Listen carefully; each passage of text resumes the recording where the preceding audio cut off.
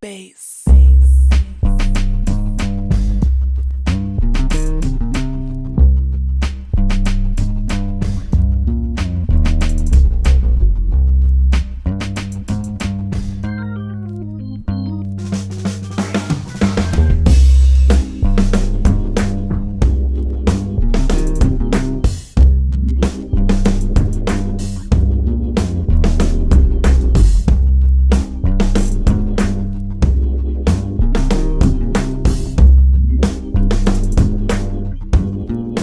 All right, here we go. Here we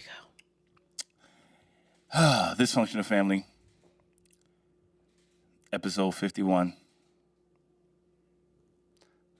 The first and only take.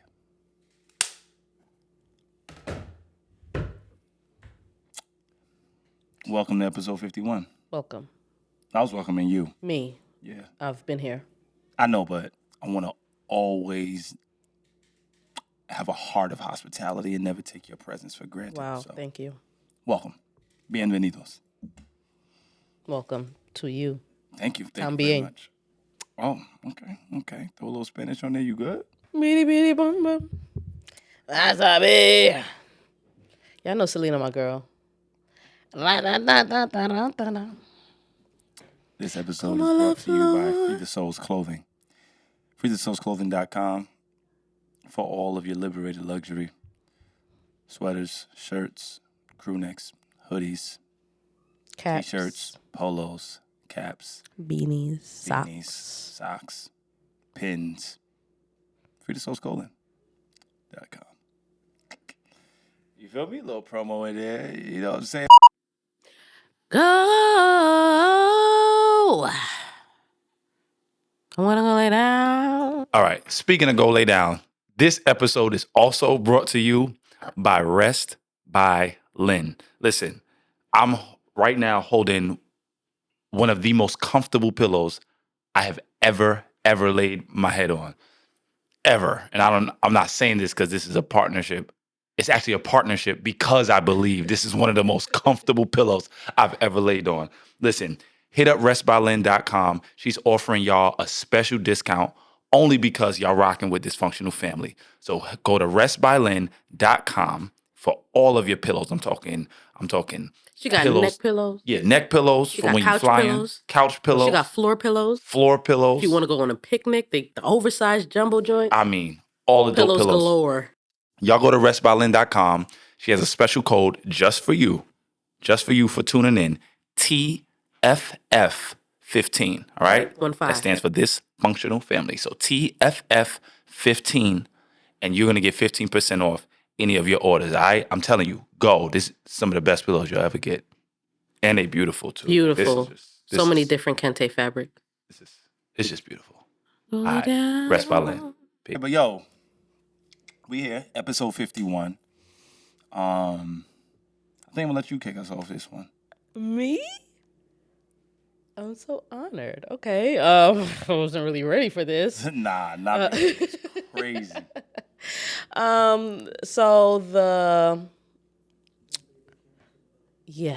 Revered, the honored, the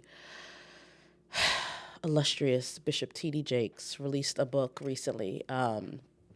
What's it called? Disruptive? Disrupted? Disruptive thinking. Disruptive thinking. I promise we have it.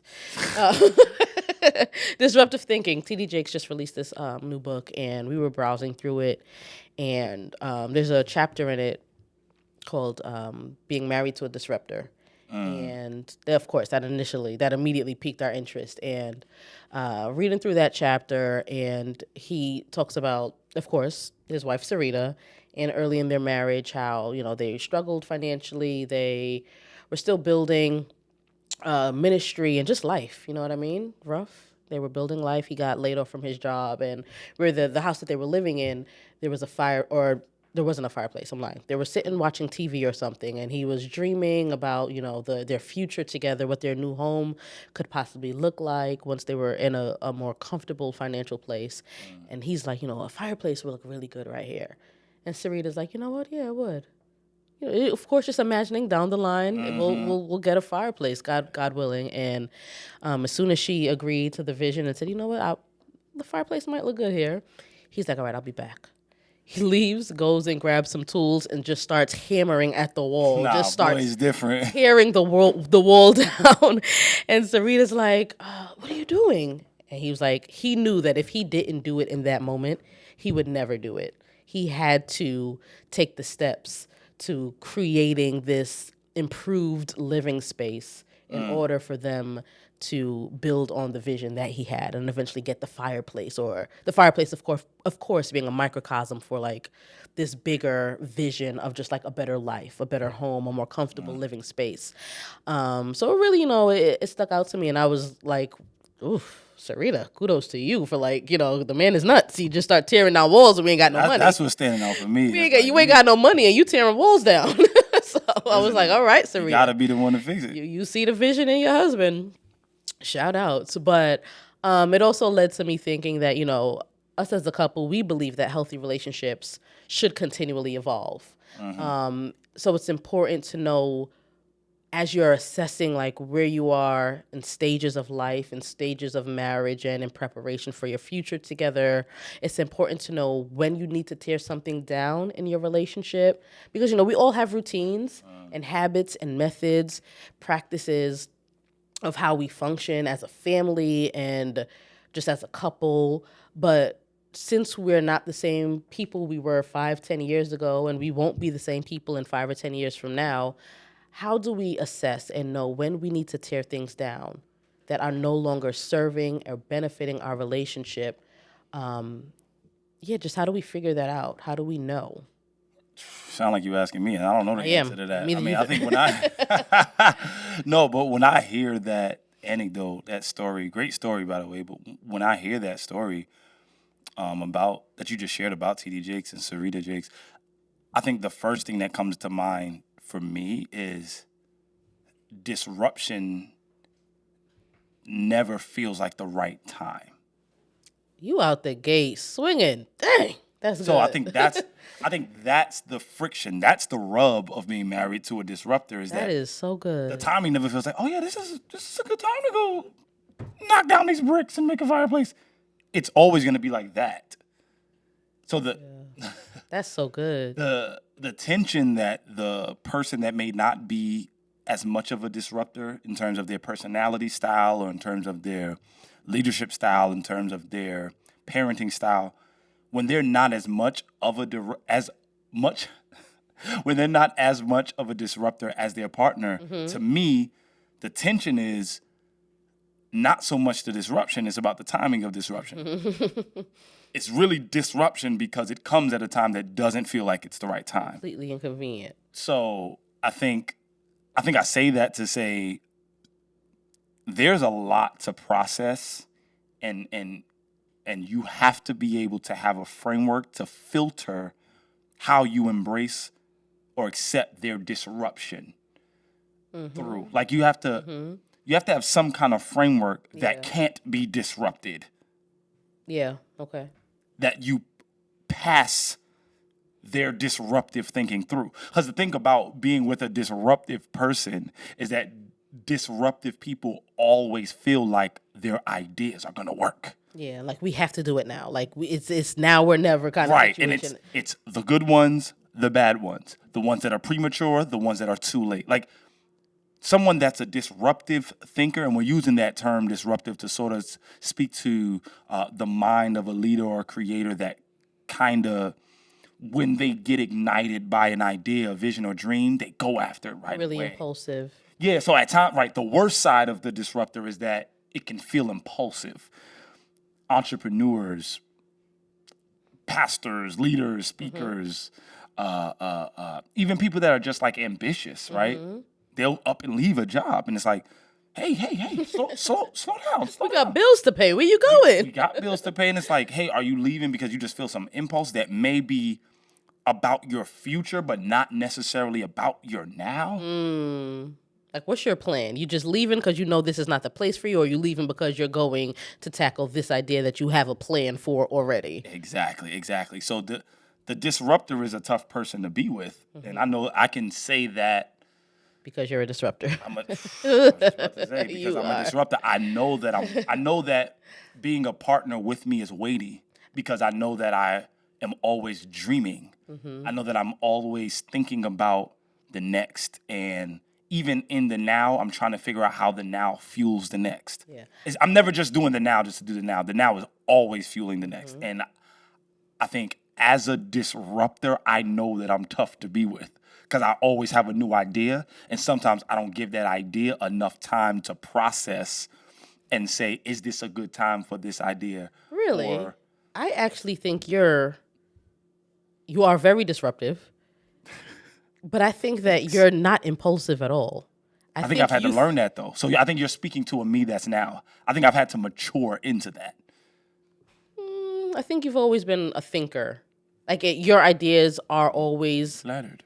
like with a snowball mindset, like it's going to build on, like it'll have some kind of layering effect that it's going to grow into something bigger than the initial seed idea. Yeah. I do feel that you think things through thoroughly. If more so like you have the disruptive thought and you're not afraid, but for lack of a better term, you're afraid to act on it because you want it to succeed, because you know its full potential to blossom into whatever the best possible version of the disruption will be. You're so calculated in how you disrupt that you don't always pursue right away. So I actually think the opposite. But I think that comes from having disrupted at a time that wasn't a great time and watching y'all suffer because of my disruption. See, it happened. It happened so quickly. You don't even remember when it happened. can we share it or no? We can. I left a job. I remember. Yep.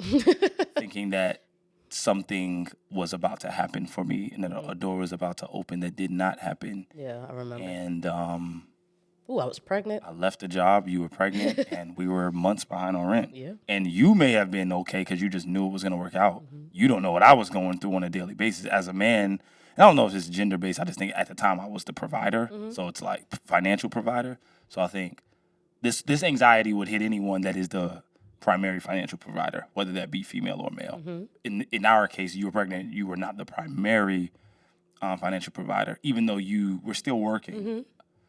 I think most of our income came from me because I also had music gigs, songwriting gigs, preaching. And you were just making more money than me. And I was making right. So it's like me leaving my job.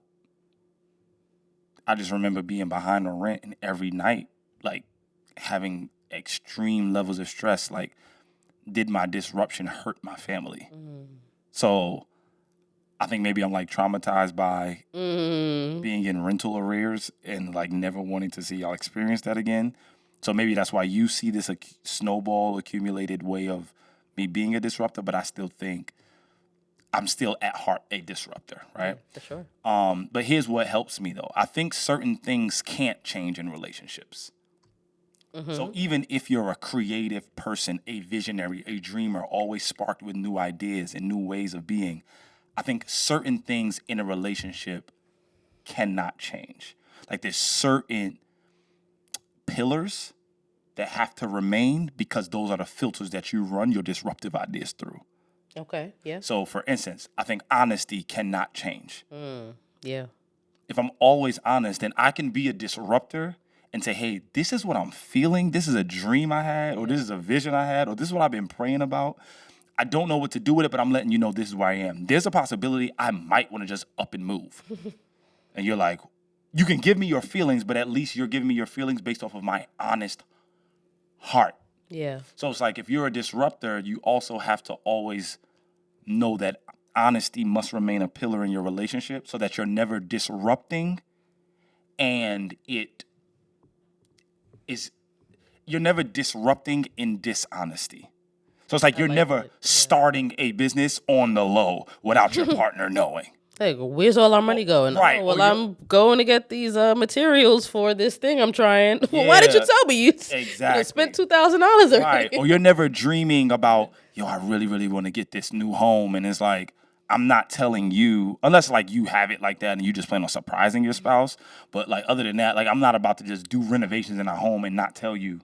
Like I want to know, do you like this slate gray floor or not? Like, do you like new cabinets or did you like the darker ones that we had? I want something lighter. Like I'm not just going to do that. I think we got to disrupt, but through the filter of honesty. Absolutely. I Right? love that. Yeah. So even when it's getting on your nerves, it's like, I know, another idea. But at least I trust that you can hold it. A safe place for while it's nesting, while it's growing, while I'm thinking through the ins and outs of it. At least you trust me with your idea. Right. So now if you start seeing my moves match my vision, It won't surprise it you. won't surprise you. It's like, hey, babe, why we stop, ordering out as much? Baby, I'm really trying to save for this renovation. At least it's like, oh, all right. I was enjoying us watching a movie and ordering out every couple days. But Hey, DoorDash. What's up? shout out to DoorDash. I text you. You text me back. Big head. But at least it's not like gonna hit you off guard because I disrupted, but with honesty, right? Here's another pillar that I think can't like shift in a relationship. It has to be a filter we run our disruptive thinking through. Servanthood. We are always servants.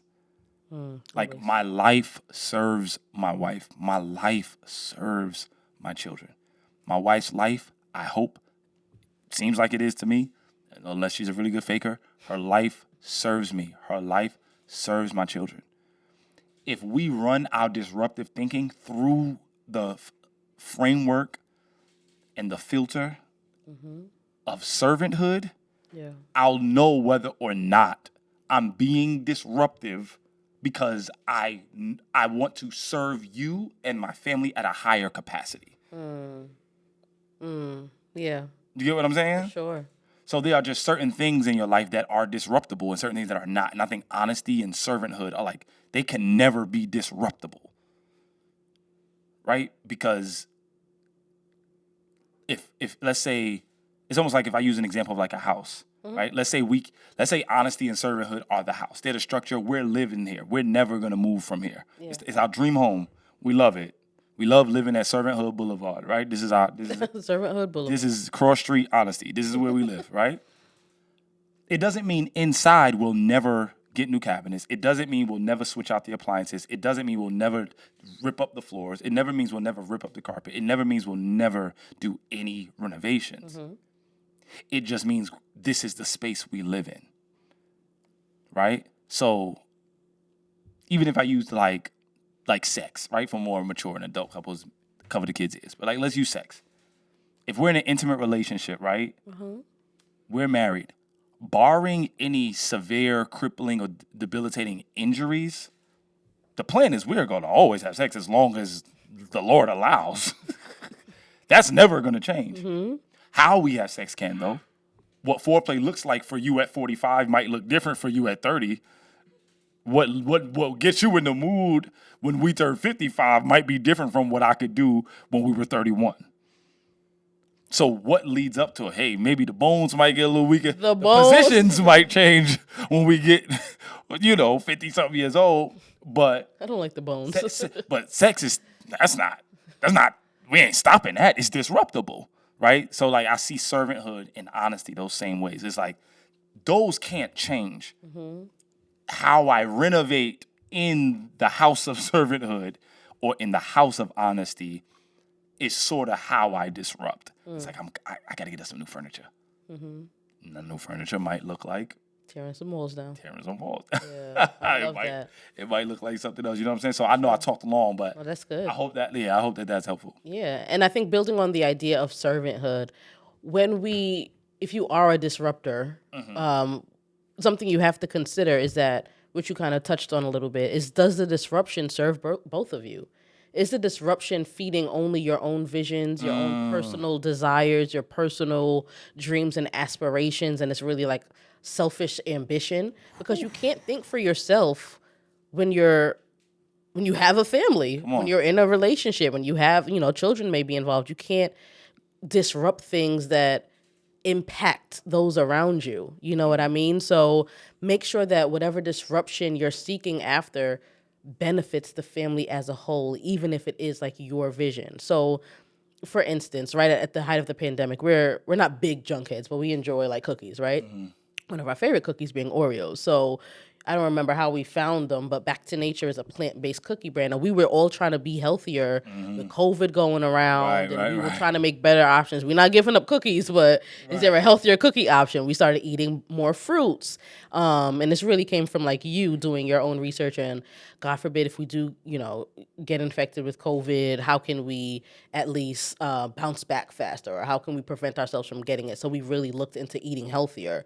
Which we never had. It was crazy. We're like aliens out here. We never got COVID. God forbid. Yeah. Thank God. But Yeah. we're like Us, our part of a children, real we never- small percentage of we people. never, And I did the blood work test where it's like they could check if you ever had it. because sometimes it's We've never had it in this house. Thank you, Jesus. God is But good. shout But out- yeah, shout out to everybody. during quarantine, we really tried to like make better health decisions, and part of that was changing our diet, and that came from you doing a lot of research, like how do I keep my family safe, and it was disruptive. We like Oreos, but it's like, okay, hey y'all, I found these plant-based cookies. Let's try these out, so that we can still eat and enjoy what we're eating, but for the sake of our family's well-being, we're gonna do away with Nabisco, and we're gonna go with Back to Nature. Brought to you by Back to Nature. And I'm joking. Not sponsored this episode. Yeah. Episode is But not we sponsored keep- by them, but we down for it. Yeah, we keep Back to Nature cookies. Like we Go get a haven't box gone back. I'll go to my pantry right. Yeah, we got 2 boxes in there right now. I'll go. Deshawn, wait, no, you will, but you left us like a couple episodes ago, so I want you to stay here with us. They might want to see that we for real, that we really about that. Our kids, we got an 8 and a 6. I'll be back, man. All right, he'll be back. I guess I'm gonna keep talking while he goes to get the Back to Nature cookies. So yeah, definitely one of the things Deshawn did was make sure that we were eating healthier, and he's back that fast. So these classic cream cookies taste better than Oreos. You're like, they're Come on now. incredible. Come on now. They They're make incredible. cane sugar. Come on. Cocoa. Not no like processed chocolate. This the cocoa. The plant. You know what I'm saying? Come on, man. Back to nature, baby. Holla at Dysfunctional Family. We support you regularly. #regularly. Heavy on the regularly. Lay that here for a little bit. Okay. Let them see that we really support.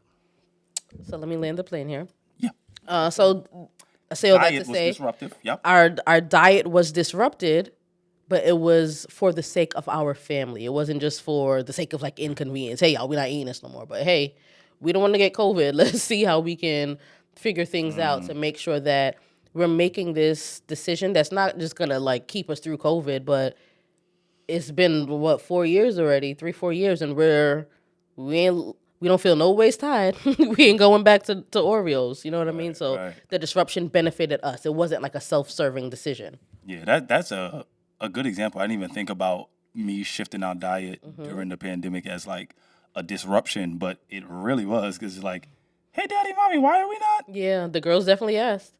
Why are we not going here no more? Why are we not eating this no more? And I'm like, well, because this. Or why are we taking this oil? Flaxseed or this, oil and or this vitamin or this mineral or whatever. I didn't even think about it as a disruption. That's when you know you're disruptive. You don't realize you're disruptive. That's the thing. Is like, I think I'm just being me. I didn't realize that like shifted our whole like. I pretty much invaded and interjected in a whole way of eating and living that my family was used to. To me, it was just me being me. Like, oh, let's just make a change. Yeah. You know what I'm saying? But it does, cause me to question, like, what do you do, though, when, to your point, the disruption should always feel it's in service to the entirety of the family or the entirety of your spouse or whatever? Like, what do you do when your partner doesn't agree that the disruption will serve both of you? Like, they want to get a new job, but you feel like, no, this is not for us. This is purely for your selfish ambition. Or they want to start a new hobby, and you feel like, no, this is just for you to get time away from us. And for them, it's like, no, it's actually making me mentally healthier so that I can be my best self around y'all. Like, when you are with the disruptor, but you don't feel like, and I'm asking you because I think we've already kind of established that I'm the disruptor of us. And I am the fence that holds the disruption up, keeps it nice and sturdy. Y'all better thank her, because I would have 42 businesses out here if it wasn't for Amanda. Still might. No, but I mean, well, I think you're a little bit of a disruptor. I'm sort of going on the tangent. You're a disruptor. You're like a micro disruptor. Like, you're the type that'll impulsively say, let's just get up and go out for a walk or go to a movie right now. I'm more of the large scale. Yeah. I think we need to move to a new state. I think we need to change our church. What? Like that. Like, whoosh. Like the uprooting. Yeah, me in the micro situations, I'm even keel. I'm consistent. That's true. That is true. I could do the same thing every night. Single day. Trust me, I eat the same thing. I don't even eat in the mornings. I don't eat until noon. But I have the same tea, the same fruit smoothie every morning. Every single day. Every morning. Ginger tea with lime and honey, Lime and honey. a mango strawberry smoothie with coconut water every morning. Every morning. So Like, it's like I'm legit. when it comes to the micro stuff, I don't change. yeah. I'm like a loyalist to my decisions. Like I have invisible loyalties to habits. I don't change. The macro stuff is when I'm like, oh yeah, why not? Why can't I just up and leave this job? Meanwhile, I'm like, are we moving? Yeah. All right, I believe God. Right. But for you, Yeah. you're more of like a micro disruptor. That's crazy. That's It's like you're that's like so true.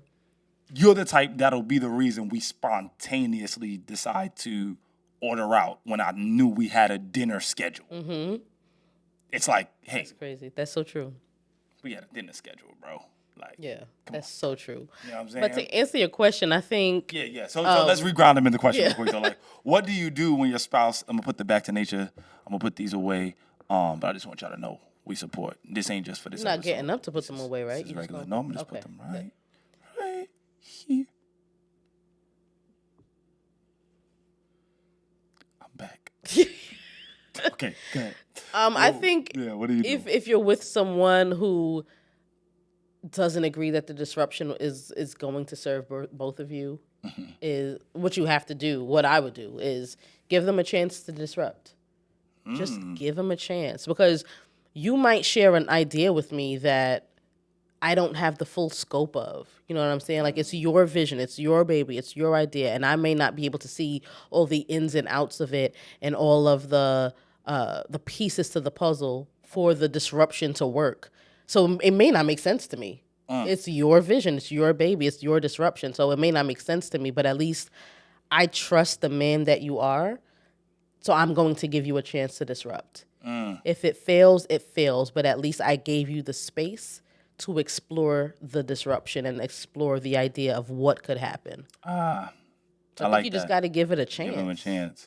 Because you don't want to suppress, you know what I mean, any future disruptive ideas that might actually pan out well. Absolutely. You know what I mean? That might actually be really fruitful and really beneficial for your family. Absolutely. You have to give them a chance to disrupt and know who you're with. Yeah. You know what I mean? If they're planning a disruption that's totally out of character of who they are and the types of visions and ideas they have, maybe question a little bit and maybe say, are you sure? Give them some pushback. This is really not like you. Do you have the right connections? Do you have the right resources for this to flesh out? But I think you just got to give them a chance to see how it works. Yeah, no, I wholeheartedly agree. Because you also don't listen. You don't want to be that person eating crow later in your life. Like, I hate that phrase. like I can't believe I told. You're not to invest in Bitcoin. We could have been millionaires. Like, goodness gracious, why didn't I listen to him? Yeah. You know what I mean? Like, shout out to Pinky Cole, you know what I'm saying? Black woman, entrepreneur out in the ATL. Like, she just got married. Mm-hmm. I'm sure her boyfriend before didn't believe in her vegan restaurant. Like, girl, I like my chicken. And now he's sitting watching. Don't nobody want to eat no vegetables. Watching her be the McDonald's of all vegan restaurants. Yeah. It's like, you know what I'm saying? It's like, yo, it is what it is. But listen, I also have an answer. A response. I think that you have to ask yourself whether or not you don't believe in their vision. Like, you have to be self-aware. That's what I want to say. You have to be self-aware. You need to know whether or not you don't believe in their vision because your own scope is too narrow. And it's like, I just can't see that. I'm more of a consistent person. This is working. Why mess it up? Why tip over the apple cart if it's working? Why are we messing this up? Is your scope too narrow? Or maybe you don't believe in their disruption because you're traumatized by a previous time you allowed them to disrupt and it didn't end well. Right? Maybe your father or your mother was kind of a disruptor, but your family was always moving or always behind on bills or always, Like eventually something got to work. Ain't none of your ideas working That's out. what I'm saying. So it's like you're traumatized by allowing people to be creative because you come from a household where people who were creative, it didn't pan out. So now you're hampered by that. Or the person you're with attempted several times in the past and they didn't follow through on anything. Yeah. So now you're traumatized by their lack of follow through. A micro trauma, not like you right. in PTSD, but it's a micro trauma, right? And now, because they didn't follow through with their previous disruptions, you're not giving them a chance with something that may be a little more solid. So I think self-awareness is key to know whether or not the reason you are not chairing and championing your partner's disruption is because of a previous traumatic disruption that either hurt you or didn't work out for your family. And if that is the case, maybe they prove themselves in smaller scales. So it's like, show me you're serious about this disruption by getting your EIN and your LLC. So, like, apply for that stuff. Yeah. Save up for that. Show me you serious about that. All right, cool. Show me you serious because you'll pay for a photo shoot to get your marketing and stuff ready. Like maybe let them show it in micro steps instead of just like, let's throw everything away and start the business. Take $5,000 and let's just go at it. No, Yeah, we're going to take. Because when I think of going back to bring this back full circle, when I go back to your anecdote and I think about somebody like TD Jakes, regardless of whatever your feelings out there are about him, you don't have to be, I know a lot of our watchers and viewership is not necessarily Christian or churchgoers, but when I think about his story, the only way Sarita gets up and moves from West Virginia to Dallas, Texas with him, or Fort Worth, Texas, to start a church is because that fireplace got built. Yeah, they surely built it. Like that's the thing you got to think about. When he smashed those bricks, he didn't just smash it like, oh, I'm impulsive. He smashed it and then built it. Right? And he tells the story of multiple moments like that where it's like, hey, I have this business idea, or hey, I have this idea. And she watches him work and grind, get his fingers dirty, and figure it out. Yeah.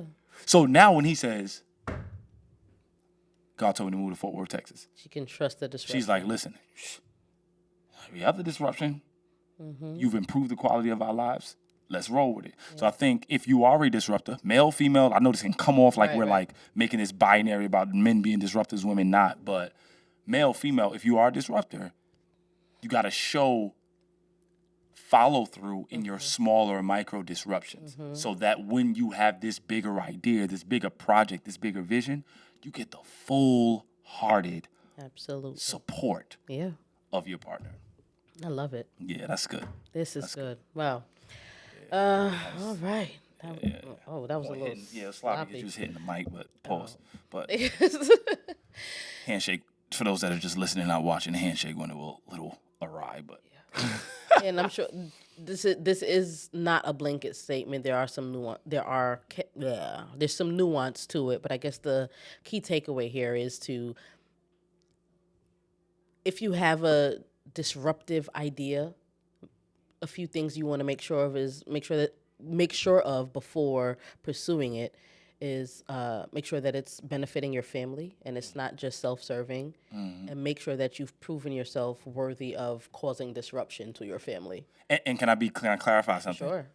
When we talk disruption, what we're talking about is innovative, creative, visionary thinking that shakes up the foundation of your normalcy. So whether that be how y'all are earning your money, whether that be where you're living, whether that be what you do for a living, how you're eating, we're talking about things that shake up the foundations, the very substratum of your normalcy, okay? For the betterment. For the better, right. So when you say it must be serving, like the disruption must be in service of the family, that does not mean the process will always look like it's in service. Might inconvenience everybody. The outcome of the disruption is what you think is in service For sure. of the family. So I just wanted to clarify. Oh, absolutely. Yeah. That's that. That's that. But now speaking of that, this or that, it's that time. Drum roll, please. I'll take the first question. Do it. Would you rather your partner have a sense of humor or street smarts? 3, 2, 1. Street Sense of smarts. humor. Okay. Definitely. I'm from Brooklyn. You better ask. Okay. I mean, I'm from Brooklyn too, but one thing about me, I'm a laugh. So Hey, listen. I'm a laugh. I think if you don't have a sense of humor, there's other things you can do to get laughter, inject laughter into the relationship, though. What? Go to a comedy club? Comedy club. Nah, I need to comedy laugh. show. I need to laugh at home Netflix special. by myself. Okay. Not without Netflix. Listen, I don't need no dummies though. I Oh, need people that know when they getting duped at the loan office. I know people that know when they getting tricked by them people in Orlando, Florida at Disney World when they be trying to get you to go to the little events to buy a resort. And you got to know when they trying to play you and run game. Oh, this feel like I'm venting. Had a bad experience at Disney World. You know we had a bad experience. Well, we didn't because I didn't let them trick you. Need some street smarts. They tried to trick you. That's that New York hustle. They tried to run it on you in Florida. It wasn't about the hustle. I was too much of a nice person to walk away. I wasn't going to accept the offer. I looked at her in her eyes. I was like, nah, we good. Because they be trying to get you to buy resorts. I'm not really one of the people who like just cut people off and walk away from a situation. I like hear you out and then kindly reject the offer. Street smarts. Okay. Make you walk Next away question. when you know they trying to play you. I don't like that you whispering. Next one. Go ahead. Rather shop at Target or Amazon? Countdown. 3, 2, 1. Anybody else addicted to Amazon? Both.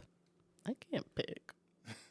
My Target and Amazon cards are nuts right now. Can you pick? Nah, my Amazon. Targazon is not an option. Targazon, I like it. Trademark. Shop with Targazon soon. Coming soon. Saying trademark don't mean nothing, by the way. Trademark. I got dibs. Got dibs on Targazon. I can't. My God. You literally have to pick. That is what this or that is. Oh God. Amazon for your boy. What y'all picked? Saying what y'all pick like this is a pick? live Yo, show what is you pick? crazy. Yep. What you pick? She's asking our photographer. He not even paying attention. What am I picking? Target or Amazon? All right. They said all three of them say Amazon, so Amazon. Yeah, because my Amazon cart right now. Hey, we don't need to. Hey, you don't need. I'm gonna find We're gonna look out. bad as a unit right now. The public image Let me is see. not gonna be good right now. Cart. They don't need to know that there's. 251 items saved for later. It's great. Amazon it is. I'll get caught. The thing is, I frequently shop and order from Amazon. It's like a one-stop shop. But you take me to a Target, we're gonna be in there for a little while. Now, the thing is, the Target app, I've ordered from Target before, like online and through the app, but it's just not. I'm getting on your nerves. I gotta work through these feelings. But I don't know. It's something about shopping in Target. It's something in the air. Target kind of like, you get in and you gotta stay in for a little demonic, while. bro. But Amazon now, oh my God. I guess I'm by Target, if you're looking for a healthy family, sorry. to run some ads, shoot some reels, high quality reels. Dysfunctional family is We're your the crew. family for you. Ha! All right, last question. All right, here we go. Would you rather learn a new skill together or separately? 3, 2, 1. Separately. Together. Dang, we didn't agree on anything today. Oh, no. Amazon we agreed on, but you kind of didn't agree. Yeah, definitely separately. Definitely separately? Undoubtedly. Undoubtedly? Yes. Yes? Absolutely. Absolutely? Without a doubt. Without a doubt? No questions. Oh, I got some questions. Ask what you Indubitably. Ask questions. I don't even know what to ask. You said you have questions. I lied. I just. Yo. God. Oh. Whatever. Let me See, hear- no. I don't even want to. Do you want to hear an explanation, or because I'm sure the world wants to know? Whatever. So I pride myself on being a romantic, and I think when you learn new skills separately, it leaves more opportunity for you to leverage surprises. So if I build a certain skill or a trade or something that makes me good at something, then it gives me more like wiggle room to on an anniversary or Amanda's birthday or something to like hit her with a surprise, like bow. And it's something she didn't know I could do or something she didn't know, you know what I mean? And I just think it's much sweeter that way. Yeah, that's just my explanation. You hiding like I didn't know you was doing that from the beginning. Whatever. You want to give an explanation? No, I said no. I mean, I think yours is pretty I don't straightforward. care. Right? I don't care.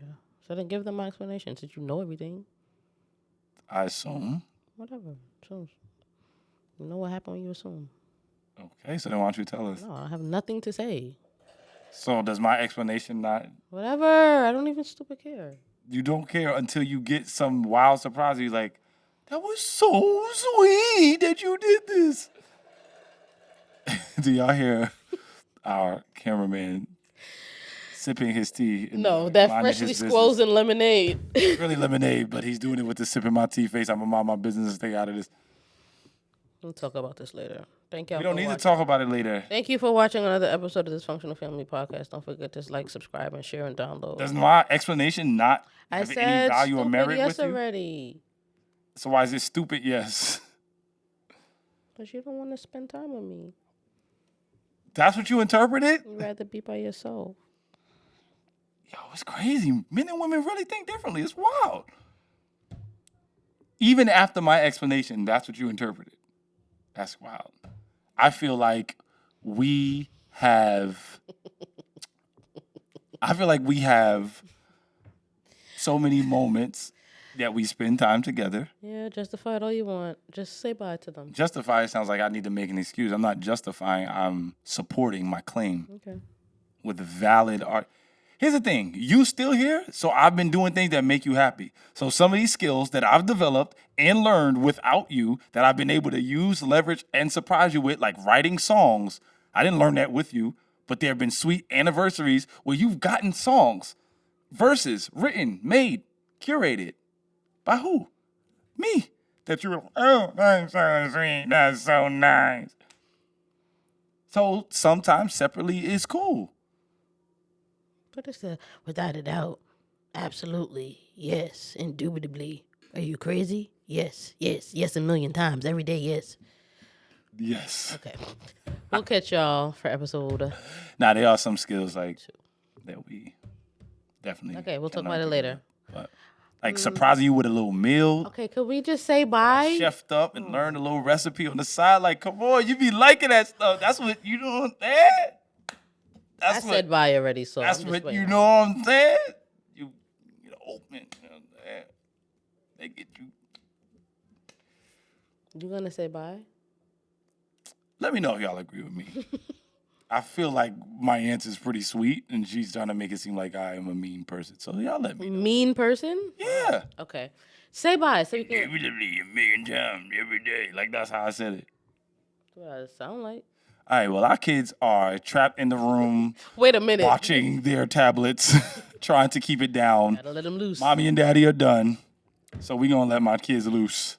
I said it like dogs in the backyard or something. All right, bye, y'all. 'Cause My girls want some time with their parents, so we're going to be out. I love y'all, though. We love y'all. Make sure y'all subscribe, like, share, do all the algae boosting things. Who's the algae? Subscribe, comment. Bye. Just say bye. We did that already. I don't want to leave. Yeah. I'm leaving. But I gotta go right now. And I'll be back before you know. I don't wanna leave you. But I gotta go right now. And I'll be back before you know.